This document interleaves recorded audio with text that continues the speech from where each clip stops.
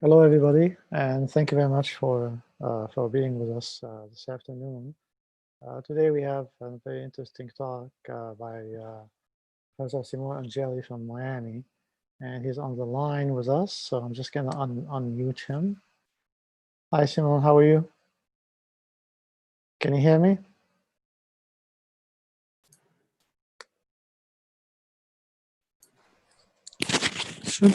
Should be working. I think it must be something on your system because I'm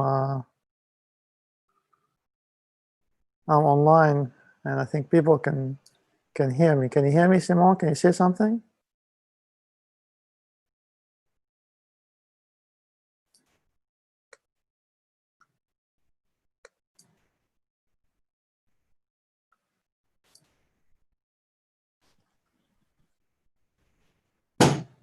Now I could hear you. But I'm surprised because I'm okay here. My microphone is going on and off, so I'm surprised that you're not hearing anything. You're not hearing anything, nothing.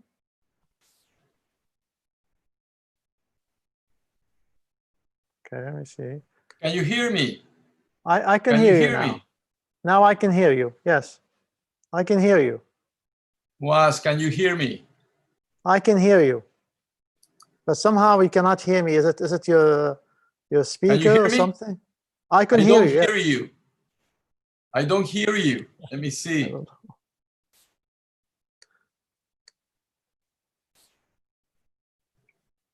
Let me test.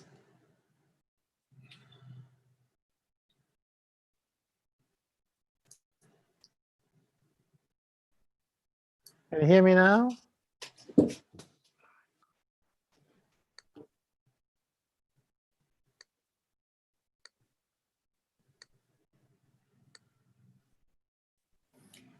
I don't hear you. You hear me? Yes, I do. I don't hear you. I have. Do you want me to start? I think you should. Yeah. Let me try.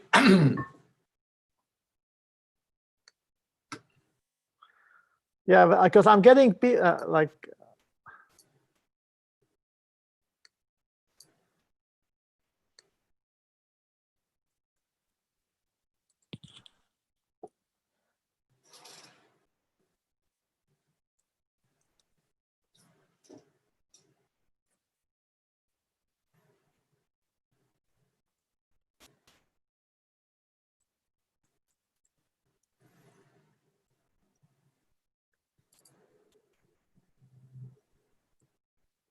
So I'm trying to communicate with Simone. I know you guys. You want me to start? I'd like you to. Yes. Shall I start? Yes. I don't hear you I don't know whether you're hearing me. I can. Yes. Okay. I will start. Thank you again. Good morning, or good morning in Miami. Good evening in Asia and the Middle East. I'm honored by this invitation from Dr. Muaz Tarabishi to take part in this Tarabishi-Stamberger Ear and Sinus Institute series of Zoom conferences. I'd like to talk to you today about cholesteatoma. I'm Simon Angeli. I'm a professor at the University of Miami Ear Institute and director of the Ear Institute. Miami is a very dynamic city. It's at the entrance of the Americas. So we take care of a large population of patients, a very diverse population that come from all over the Caribbean, American, southeastern United States. And we have a conglomerate of hospitals within the area of downtown Miami. The Ear Institute offers an array of services to from the simple ear care to the complex auditory brainstem implants. We also offer training courses in our state-of-the-art facility at the Ear Institute, as well as multiple other services to our patients with implants and other things. Now, as I like to start my presentation with a real case. And I'm gonna bring you up the case of a 48-year-old woman with a 3-year history of otorrhea, hearing loss, intermittent pain, no other previous medical or surgical history. And as you can see on the slide, she has a Aric cholesteatoma involving the middle ear and the mastoid. You don't see it? Do you see the slides? Let me see what's going on here. I'm sorry about that.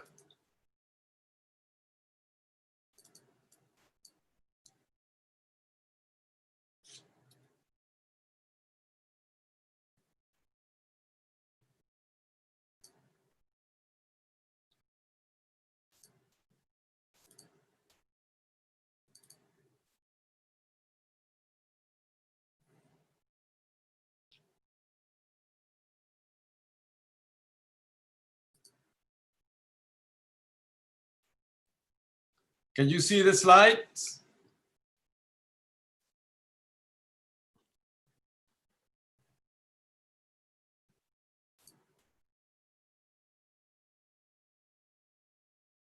We can, Dr. Simon.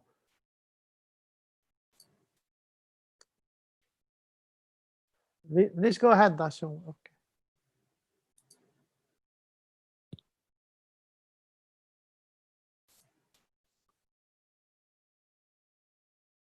Can you see the slides?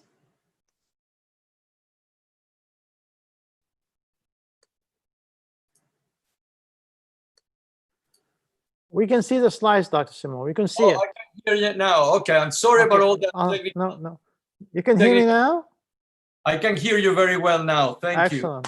Great. Okay, we could see it. Thank you very much. So as I was saying, we're going to be talking today about cholesteatoma. And I like to start the presentation with a real case so we can put this into perspective. And this is a case of a 48-year-old woman with drainage and hearing loss for over 3 years. She has no previous medical or surgical history. And as you can see from the slide, this is a right ear with an Aric cholesteatoma and involving with destruction and inflammation of the posterior ear canal wall, invasion of the middle ear. So it's not very different to what you probably see in your practice. So today we're going to talk about the definition and pathology of cholesteatoma. We're going to talk a little bit about the clinical evaluation, but mainly about the new staging system. And we'll briefly talk about surgical management with focus on the new obliteration techniques. And if we have time, we hope that we can do a surgical video at the very end, a short video of the obliteration technique.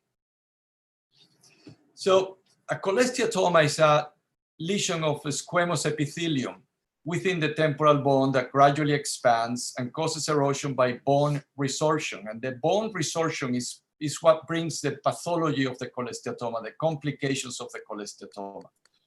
There are two main phenomena here. One is abnormal epithelial hyperproliferation, and there are certain markers that are expressed in cholesteatoma that are not expressed in fibroblasts of the skin of the ear canal, for example, as well as excessive bone resorption by osteoclast activation mainly. So all these biomarkers have been shown to be expressed in cholesteatoma, and perhaps they, in the future, they'll shed some information about the behavior of these lesions that can vary from patient to patient significantly.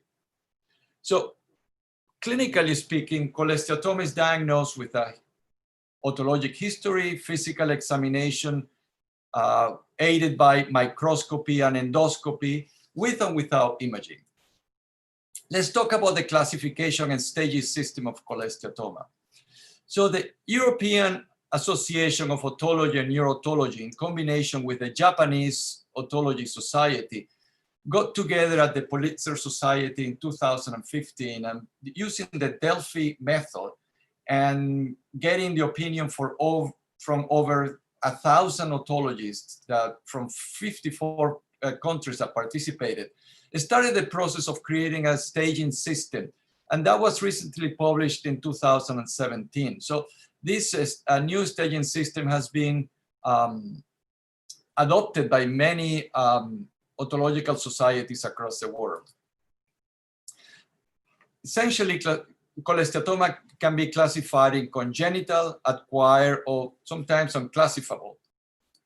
And congenital cholesteatoma, we're familiar with the little pearl of cholesteatoma behind an intact tympanic membrane, as we see here, in a patient who has no history of previous otological disease or perforations or previous ear surgery. We can see on the CT scan, on the axial CT scan here, the small pearl behind the eardrum and no other indication of ear disease. But we are going to concentrate today on the acquired cholesteatoma. This is what we're going to discuss today in more detail. Acquired cholesteatoma under the new classification system is divided into two types: the retraction pocket cholesteatoma. And the retraction can originate from the pars flaccida, the so-called attic cholesteatoma, from the pars tensa, or can be a combination of the two types, which at the time of the diagnosis may be difficult to determine. And the other type of acquired cholesteatoma is the non-retraction pocket cholesteatoma, typically resulting from a tympanic membrane perforation after infection, trauma, or even otologic procedures. The other important point of this classification is that they use the STAM system, or the STAM areas of the middle ear and temporal bone, to classify cholesteatomas. By STAM, we mean the S in the STAM system refers to the areas of difficult access known as S1 and S2. S1 is the supratubal recess, or area the combination of the anterior epitympanum and protympanum. And S2 is the sinus tympani. We know that cholesteatoma in those areas are more difficult than other areas. So they deserve a space, a particular space in this system. The attic corresponds to the posterior epitympanum, A for attic. M for mastoid refers to the mastoid air cell system. And the T in the STAM refers to the tympanum or middle ear. So when we stage the cholesteatoma, we use four stages. Stage 1 is when the cholesteatoma is located in only one of these areas. Stage 2 is when there are two or more areas affected by cholesteatoma. We would call it stage 3 when there is the presence of extracranial complications, and stage 4 when there are intracranial complications. Here we have an example of a stage 1 pars flaccida cholesteatoma, also known as the attic cholesteatoma. We see the area of slight bone destruction, accumulation of keratin in the attic, but the pars tensa is intact, the middle ear appears okay, and this cholesteatoma doesn't extend beyond the A attic area. So we can call this stage 1. This is another stage 1, but it's a non-retraction pocket cholesteatoma. It's originating from a tympanic membrane perforation. You can see the keratin, excess keratin growing at the edges of the perforation into the middle ear. This cholesteatoma involves only the tympanum, hence stage 1, but it's a non-retraction pocket. So we have two cholesteatomas that are both stage 1, yet they look very different. Now we have some examples here of stage 2 pars tensa retraction cholesteatomas. And these are stage 2 because not only the tympanum is involved, but also the sinus tympani. In the case on the left side, we see a very high, excessive proliferation of keratin accumulating in that retraction pocket and significant inflammation. Whereas in the right side of the slide, we see another cholesteatoma, which is also stage 2, but it's a more or less indolent retraction into the sinus tympani. So you see again, we have stage 2, two different types of cholesteatomas. Stage 3 is when any of these complications occur. And these are the extracranial or intratemporal complications that we all know about. such as, facial paralysis or labyrinthitis with sensory neurohearing loss, a labyrinthine fistula, etc. We see an example here of a stage 3 because of the excessive destruction of the attic wall, of the external auditory canal. When the bony canal is eroded for more than 50% of the height of the bony canal, that makes it a stage 3 cholesteatoma, as we see here in this attic retraction pocket cholesteatoma extending into the attic, the supratubal recess, but more importantly, there's a significant erosion of the posterior canal wall. Another stage 3 cholesteatoma we see in this example with as we see on the CT scan, axial CT scan on the right side, where there's an erosion of the lateral semicircular canal. And then this is a surgical view showing the type 2 fistula of the lateral semicircular canal. So this would make it a stage 3 cholesteatoma. And stage 4 cholesteatoma is when there are any of the intracranial complications, the usual suspects, as we see here, epidural abscess or brain abscess or otitic hydrocephalus, etc. That would call it a stage 4. Now, how useful is this staging system? So when we create a staging system, it's because we want to inform ourselves and our patients about the prognosis of the disease. This is a good classification system. It's being adopted, but it hasn't been put it to the test, if you will, on how to predict recurrence or residual disease. So we studied a few years ago. We were studying classifying our cholesteatomas based on this system, and then we observed after a second look surgery whether the staging system was useful to predict the prognosis and residual disease and recurrent disease. So we did a cross-sectional study, including pediatric and adult patients that underwent primary and second look tympanomastoidectomy for acquired cholesteatoma. We studied 147 consecutive cases that underwent second look surgery after canal wall up. We observed a total recidivistic disease in 12 cases for a 9% chance of recurrent or residual disease. Some of the cases showed recurrent disease. 6 cases showed residual disease that was found during the second look surgery.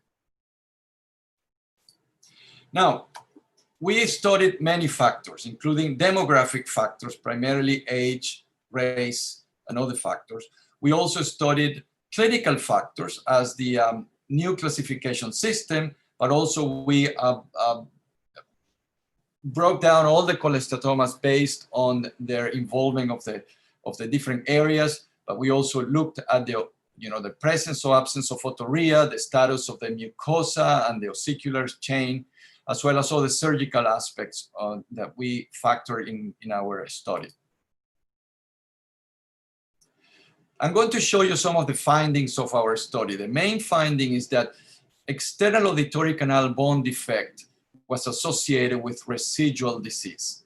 When you had a large defect, meaning that the defect was more than 50% of the height of the bony external auditory canal, as we see on this picture, the chance of residual disease was 22%.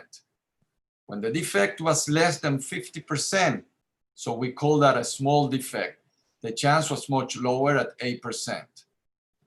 And when the ear canal was intact, we did not find any residual disease during the second look surgery. So we speculate that the bone destruction that we're seeing is a marker of disease severity. So somehow these cholesteatoma cells are very destructive and perhaps more difficult to eradicate, and hence that's why we observe these large or significant cases of residual disease in these cases. Now, another important association that we found was the presence of, or the association between recurrent cholesteatoma. And again, a recurrent cholesteatoma is one that occurs because at another after the first case, there's a reformation of a retraction pocket. And we found reformation of retraction pockets or recurrent cholesteatoma in cases where there was initial involvement of the supratubal recess, the S1 area from this, in the STAM system.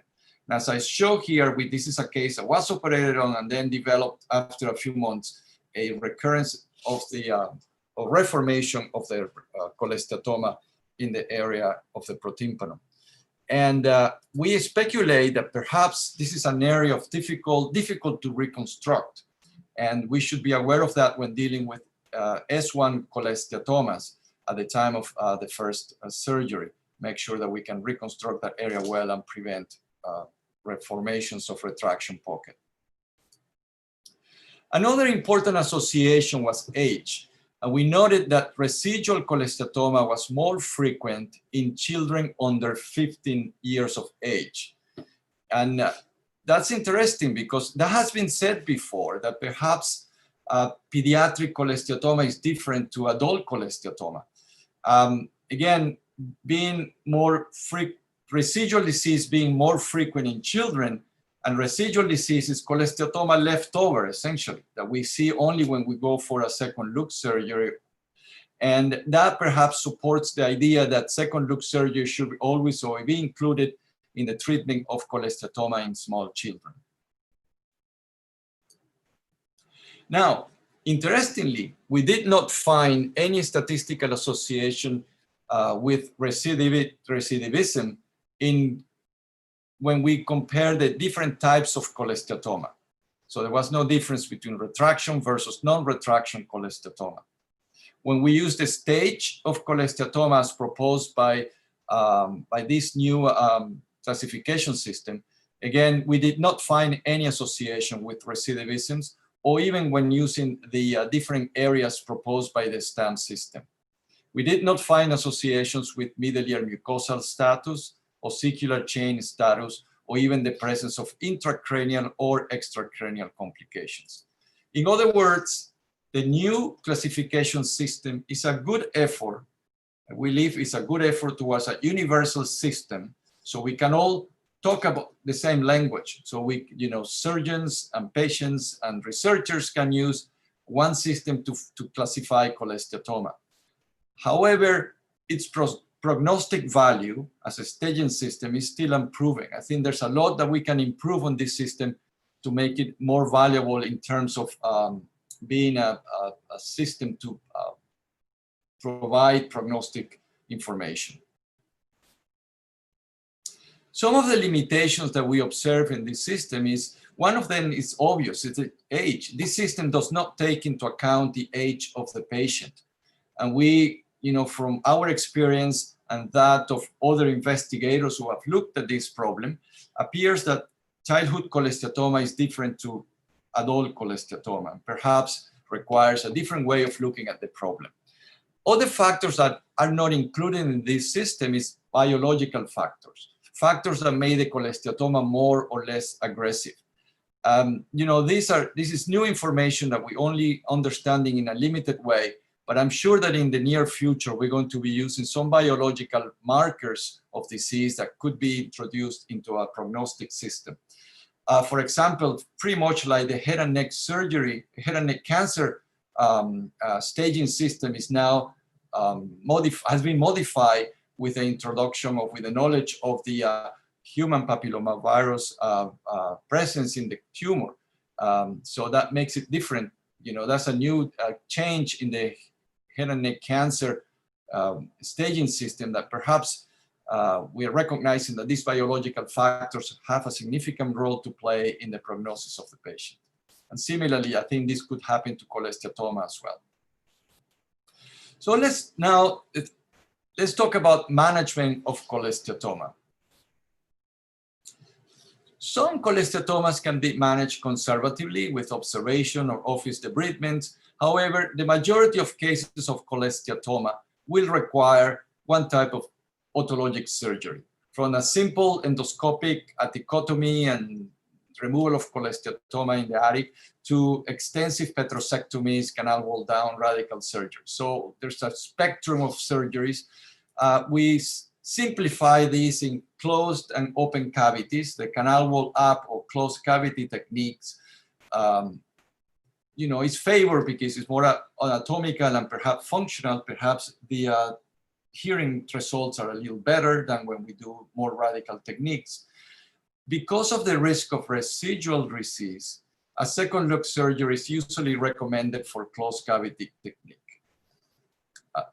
Similarly, there's also risk of recurrent disease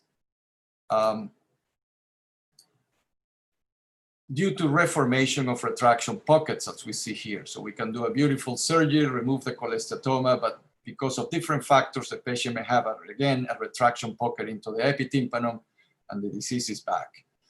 Now, canal wall downs or open cavity techniques are more radical, give us the opportunity to be more aggressive in terms of removing cholesteatoma and diminishing the chance of residual disease. However, they usually require a myetoplasty and lifelong care of the mastoid cavity. So that's the other end of the spectrum. Now, in the last few years, there's been an impetus on using single-stage mastoid obliteration as a way of dealing with the cholesteatoma in one surgery and removing the areas or eliminating the areas where recurrent cholesteatoma can occur, also affecting the residual disease rates. And there was a recently published systematic review on the subject back in 2018, which involved many centers, more than 1,500 cases, and with very good rates of residual and recurrent disease, under 6%, as you can see here. So, as you know, if you read the literature, clinical cases usually show a much higher rate of residual and recurrent disease. So this is certainly something that we should pay attention to, how mastoid obliteration can offer you an opportunity to decrease the rates of recurrent and residual disease. Now, my technique of epitympanum and mastoid obliteration involves several aspects, and I'm going to discuss them in detail, and I'm hoping that I can show them in a short video at the end of the presentation. You see, even when we do canal wall up mastoidectomy, we have to have ample exposure of the areas that are difficult, that have difficult exposure, such as the supratubal recess or S1 area and the sinus tympani area. Sometimes we have to expose these areas at the expense of removing bone of the canal. So sometimes we extend the canal defect by drilling and exposing the areas so we can afford to see well into those areas. Sometimes we use often we use the autoendoscopy after we have done our canal wall up to investigate those areas and make sure that we have removed all disease. Now, for greater canal defects, we have to then reconstruct effectively to prevent reformations of retraction pockets. So that would be the second aspect of it. So we reconstruct, or I reconstruct the ear canal with cartilage grafts, and then attempt to obliterate the mastoid epitympanum and the mastoid and the epitympanum with bone pate. I use cartilage graft to separate the epitympanum and middle ear in order to prevent that bone pate from spilling over the middle ear. And I'll show you that in the video. And then when we do the epitympanum and mastoid obliteration, we typically don't do a second look unless we have to go back and revise the hearing part of it. But if we don't do a second look, we typically wait 12 months and do an MRI with diffusion weighted images to look for any residual disease in lieu of a second look surgery. So what is mastoid and epitympanum doing to prevent cholesteatoma, residual cholesteatoma, and recurrent cholesteatoma? On one hand, we are eliminating air spaces where the tympanic membrane can regrow, retraction pocket can reform. So we obliterating entirely the epitympanum and the mastoid, and we prevent any retraction pocket that may form into going to those areas and forming a cholesteatoma. Now, animal studies have also shown that when you obliterate the cavity and the air spaces with cement or bone pate or whatever you use, if you have left any residual keratinocytes after the first surgery, it's very unlikely that these small keratinocytes or cells of keratinocytes can grow, form a pearl, a cyst that grows. So in some ways, you're creating an unfavorable environment for growth of, even if you have left residual disease, for growth of a cholesteatoma. Another advantage of the obliteration, for example, in canal wall downs, is that you can decrease the size of the cavity and make it, you can contour the cavity to make it smooth and prevent recesses, which might make it difficult to clean recesses in the office. I'm showing here a CT scan of a temporal bone after an ear canal, after a mastoid and epitympanum have been obliterated with bone pate.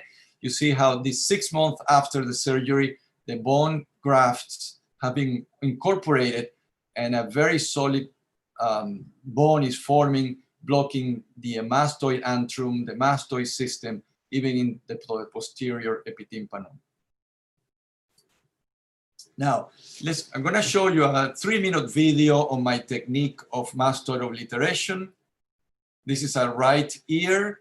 This is a TORP that we place after we remove the cholesteatoma. There's a fascia graft tucked under the remnant of the tympanic membrane.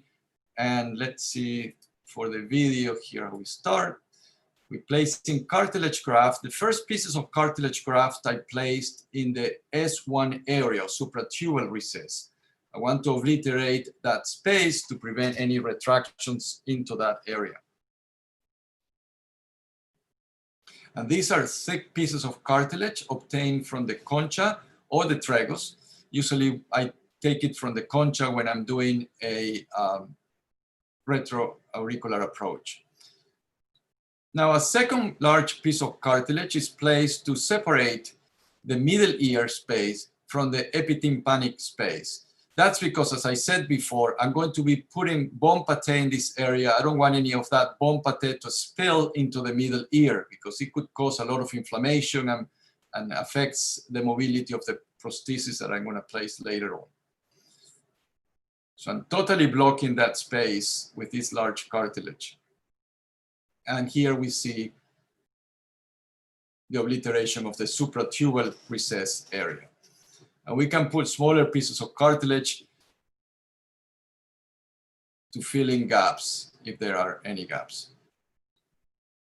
The second large piece of cartilage is placed on the lumen side of the ear canal for the attic defect that we have in this area. And there's another smaller piece of cartilage that you saw over the prosthesis. Then we place our fascia graft and tympanic membrane remnant flap over the cartilages.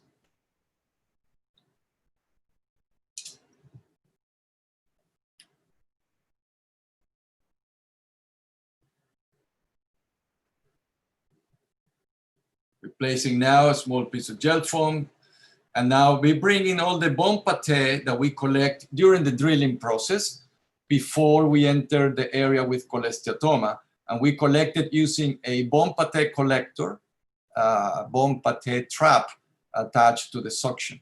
We compact this bone and place it in all the areas, starting anteriorly in the anterior epitympanum and then compacting the entire mastoid cavity with the bone. And it's very important to compact it well so you don't have air spaces or fluid spaces that can create bubbles within the bone graft.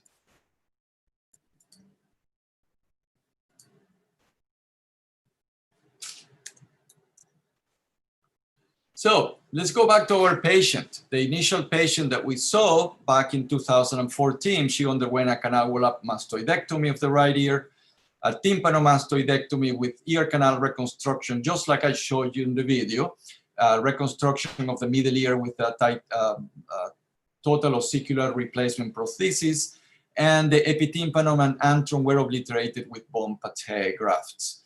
Postoperatively, she presented with no otorrhea, improved hearing. She has now a mild conductive hearing loss, and we decided not to do a second loop surgery. This is a 1 year after surgery with the cartilage over the prosthesis, the cartilage reconstruction of the attic.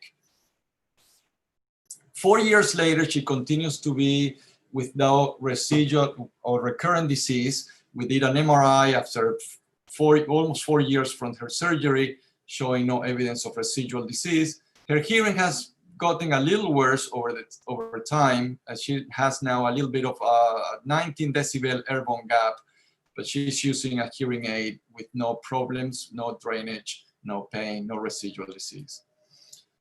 So we can conclude that cholesteatoma is a significant burden in the quality of life of patients. We have had patients with persistent otorrhea, recurrent disease, multiple surgeries, not to mention those patients who require lifelong cleaning of their mastoid cavities.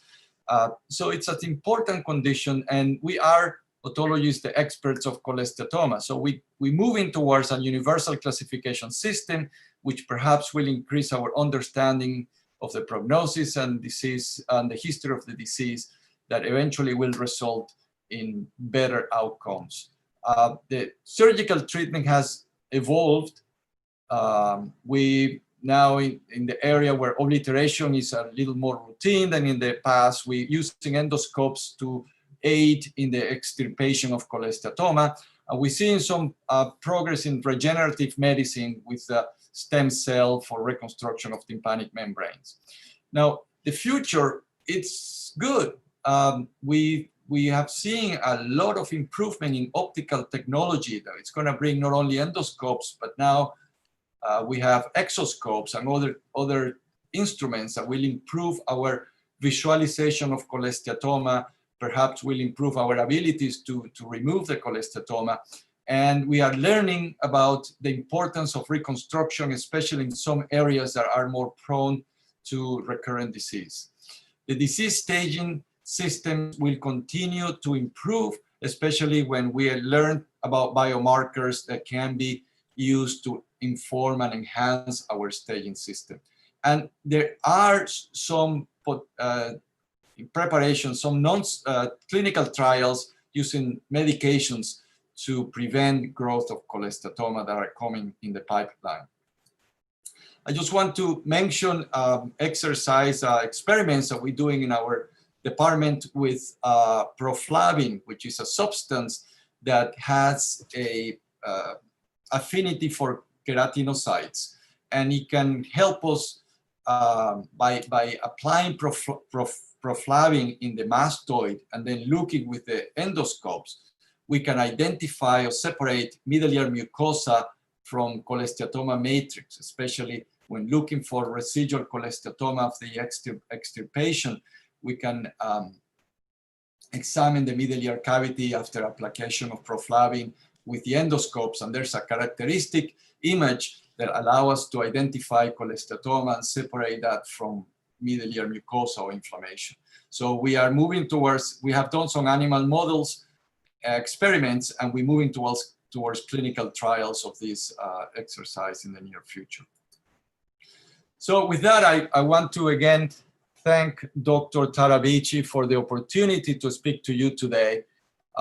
It's an honor to be in this forum, and of course I'll entertain any questions that you may have for me today. Thank you. Thank you very much, Simon. You can hear me, right? Yes, I hear you. Excellent. Good, good. Well, thank you. Very, very nice talk. You know what I found is interesting is your association that you had observed between the loss of bone and the outcomes. And I mean, I have always viewed that as the fact that if you don't have a strong scrotum, that you'll have more opportunity for retraction rather than reflection of the how aggressive the cholesteatoma is. Any thoughts about that? Well, we look at both residual disease and recurrence. With recurrence, you're absolutely right. You know, when you have a large defect, it's more difficult to reconstruct. However, we didn't see an association between large defects and recurrent disease.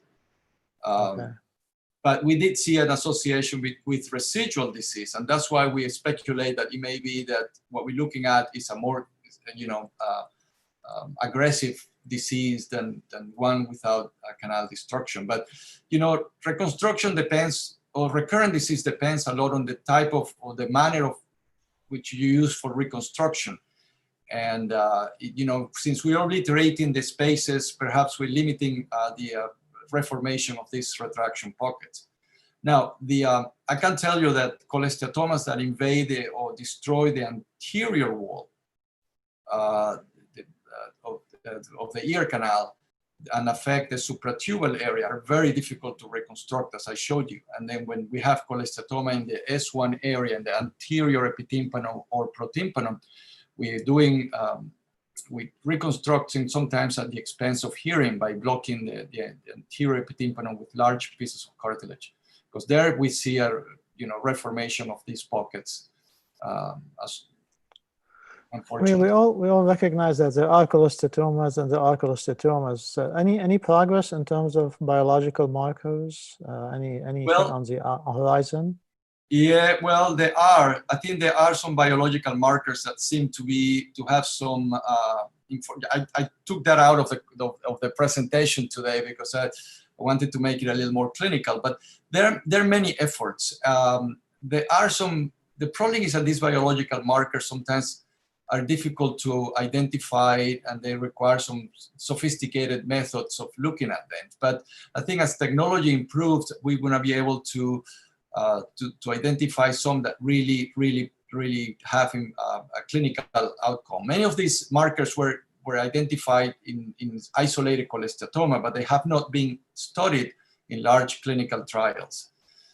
So that's why it's very difficult to you know, with somebody somewhere studies one biological marker with 4 or 5 cholesteatomas, and they think that, you know, that they report that it's important, but it doesn't necessarily mean that it's going to be it hasn't been tested in a large group of patients in larger clinical trials in order for us to know whether it's really impactful in terms of outcomes. But we're hoping that will continue to gather information and study these cases. We're looking actually at microRNAs in our department. We're looking at the area of the cholesteatoma, the perimatrix. The perimatrix of the cholesteatoma, that's the granulation tissue between the matrix and the bone, is where most of these osteoclastic, the bone resorption occurs. So more of these enzymes and proteolytic enzymes reside. So we're looking at that tissue, and we're looking at gene expression in this area of different markers. And we don't have, you know, we're gathering and producing a large amount of data because we're looking at microRNA, which is an expression of the genes that are active in that area, in the perimatrix. But you will have to have hundreds of cases before you can really make a conclusion that, you know, of what biological markers are really active there and of important in the majority of cholesteatomas. Now, what you've mentioned at the end of your talk about your visualization method, is it the proflavin? What's the name of the? Proflavin is a substance that has an affinity to keratinocytes. So you apply to the you know, after you finish your surgery, you put it in the temporal bone and then use the endoscope, and with the light, special light of the endoscope, you can see a pattern of cholesteatoma. We've done this in chinchillas and in the bulla of the chinchilla, and we can differentiate keratinocytes from just normal middle ear mucosa that has no keratin. But we have to now, our next step is to prove it in patients to see whether it has an impact on patients. You know, the patient is a little different because of the associated granulation and inflammation in blood and all debris that you find when you're doing surgery. So that'll be a challenge for any of these substances to be of real effect. But has it been used in other areas of medicine and surgery? Yes, it's been used in other areas, in sinuses, in the GI, mainly in the GI system. All right. If you could, can I ask you to take a look at the chat line? If you could push that next to share screen, there's a chat line. You see that? You want me to stop sharing screen? Yeah, right? I did. I stopped sharing your Oh, screen so I could see your face now. But if you could look oh, at the chat, yes. Uh-huh. there's quite a few questions. If you, can I ask you to, to Yeah, let me scroll put through the my chat glasses. line? All right.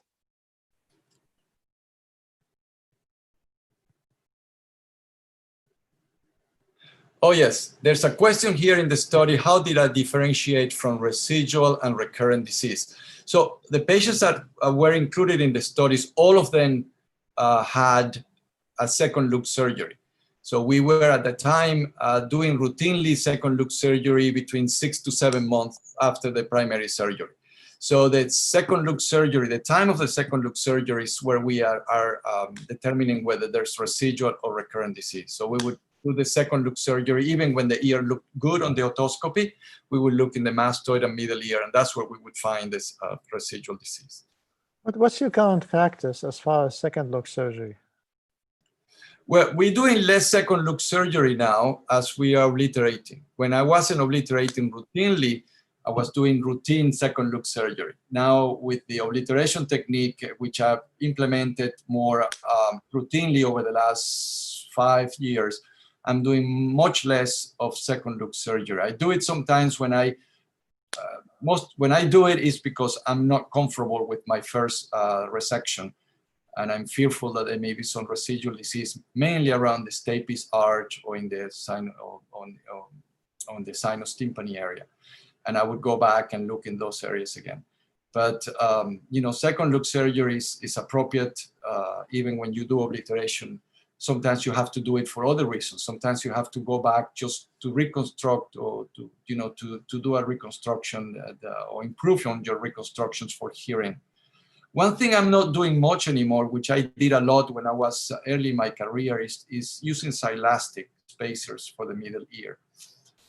My technique would involve doing a canal wall up, wide facial recess, then place a silastic spacer, and then come back a few months later to remove the spacer and do the reconstruction. Nowadays, I would say 90% of the time, so greater, I would not use a spacer and I would reconstruct primarily, even when the middle ear is somewhat inflamed. And even if that reconstruction doesn't work, we can always go back and do it later. But I find that sometimes I do the primary reconstruction, it works great, and I can avoid a second surgery to my patient. So I'm not, except in very selected cases where there's a lot of inflammation and a lot of granulation tissue, I'm terribly concerned about the potential for a second, for a residual disease. Despite my best efforts, I'm doing everything primarily in one case.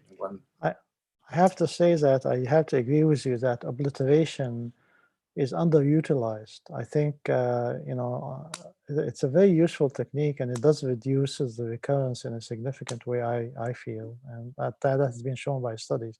But my anxiety about obliteration, what you have shown, is that when you obliterate the supratuberous recess anterior, aren't you worried about reducing further the ventilation or the pneumatization of the Yeah, middle ear? well, I mean, that's an argument indeed. I'm just not convinced that cholesteatomas or retraction pockets occur because of poor ventilation, because we don't do anything to improve the ventilation, yet we get good results even when we don't obliterate. I'm not. Do you think we get good results? Because I'm not sure that we're doing much to improve the eustachian tube function or the ventilation. There are cases that definitely result from obliteration, from lack of ventilation. But I think the majority of cholesteatomas, in my mind, is a defect of wound healing. There's a process where there is inflammation and a wound that doesn't heal, and the keratin goes crazy and start growing the keratinocytes. And might have started with a problem with the ventilation, but eventually forms a cyst that it has probably a life of its own. So I'm not terribly convinced that either we can improve ventilation or that ventilation prevents recurrence of cholesteatoma. There's an interesting question here in the chat about whether I'm concerned about living mucosa, and I am. But I'm not. Let me see if I put that. I try to clean the mastoid as much as I can before I obliterate, but I don't think there's a problem leaving mucosa if you leave, even if you leave keratinocytes. There are some animal studies that show that you can obliterate, and by obliterating, you're creating an environment that prevents that mucosa from growing or any keratinocytes from forming cholesteatoma. And this is very different to what happens in the sinuses. I mean, when you obliterate a frontal sinus, you want to make sure you get every single mucosal cell.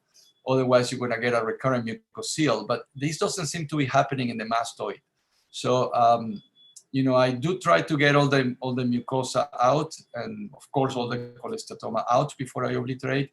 But I haven't seen mucoceles forming in the mastoid, and nor have any of my colleagues that have been doing obliteration for a long time reported that.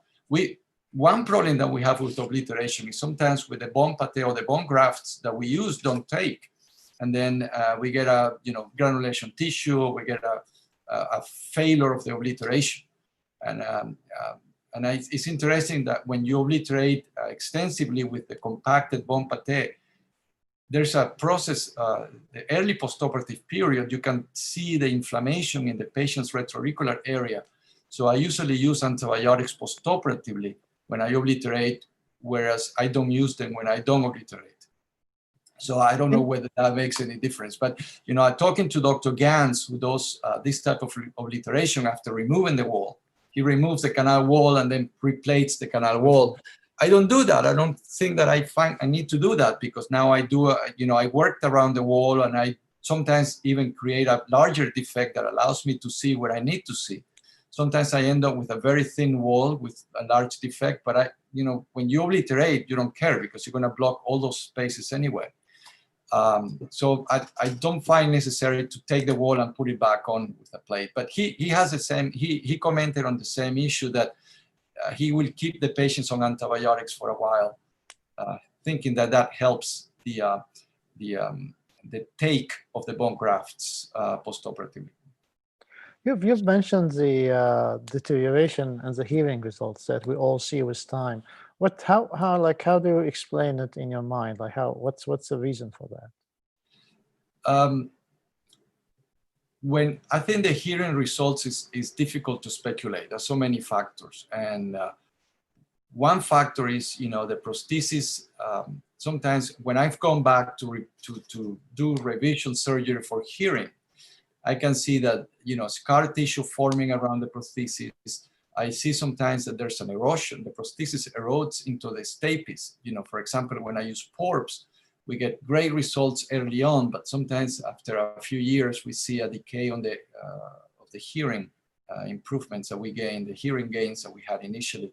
And I've seen erosion of the titanium on the stapes arch.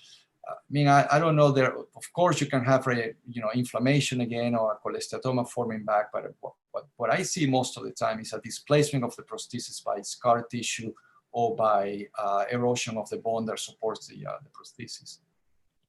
And because I was trying to get you to say that it's ventilation. Well, I mean, that's true. That's true in some cases, and I'm, you know, even though I'm a little skeptical about that being the case for all patients, I do have patients where I end up putting a tube, and that helps. I mean, I just saw a patient this week that I had to, after obliterating and having great results initially, there was a retraction of the pars tensa, and you know, there was no more there was no more attic cholesteatoma, but the pars tensa was retracting, and I solved the problem by putting a tube. And now I have a happy patient but has a tube. So I agree with you. There are cases where we have to make sure that we do the best we can to improve the ventilation of the middle ear. All right. I'm going to ask you again to take a look at the chat line, maybe select like 2 or 3 questions. And let me see what are the indications for canal wall down. I think in my mind, I think it should be an indication. There's some relative indications. You know, if you have a type 3 fistula, for example, a fistula that involves a matrix is attached to the membranous labyrinth, the chances that you can cause a total hearing loss by repairing that fistula are so great that perhaps a canal wall down is the best answer. I may take on a type 1 or type 2 fistula when the matrix is not attached to the membranous labyrinth, but not a type 3 fistula. So I would do a canal wall down in those cases. I would also do a canal wall down on a mastoid that is very contracted, very small. So I can start doing an athecotomy, extending my athecotomy, and just leaving it like that, creating a cholesteatoma with a wide mouth. Sometimes that solves the problem, especially in elderly patients. I see a lot of elderly patients with cholesteatomas that we can, you know, in less than an hour with the endoscopes, you can create a wide, you know, a large athic defect into the mastoid antrum, and just do a canal wall down, if you will, and solve the problem with not a prolonged general anesthesia and with minimal care in the office afterwards.